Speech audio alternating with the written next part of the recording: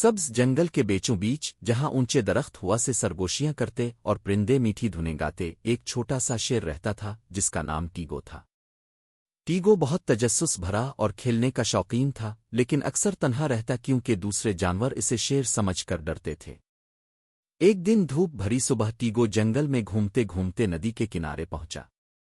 وہاں اس نے 3 چھوٹے بھینسوں کو پانی میں چھینٹے مارتے اور ہنستے کھیلتے دیکھا۔ ان کے نام بوبو، بیلا اور بینجی تھے۔ وہ مضبوط، خوش مزاج اور ہمیشہ ایک ساتھ رہتے تھے۔ ٹیگو ایک جھاڑی کے پیچھے چھپ کر انہیں دیکھنے لگا اور دل ہی دل میں چاہنے لگا کہ کاش وہ بھی ان کے ساتھ کھیلتا۔ اچانک بوبو پھسل کر کیچڑ میں پھنس گیا۔ بیلا اور بینجی نے اسے نکالنے کی بہت کوشش کی مگر کامیاب نہ ہو سکے۔ ٹیگو سے رہا نہ گیا۔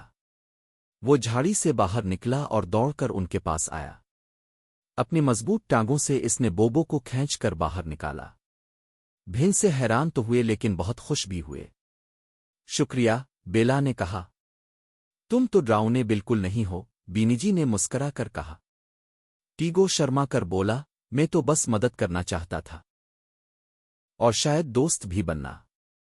اس دن کے بعد ٹیگو اور چھوٹے بھینسے روز اکٹھے کھیلنے لگے۔ وہ سب سمجھ گئے کہ فرق ہونے کا مطلب یہ نہیں کہ دوست نہیں بنا جا سکتا۔ جنگل میں ان کی ہنسی کی گونج سے ہر طرف خوشی پھیل گئی، اور ٹیگو پھر کبھی تنہا نہ رہا۔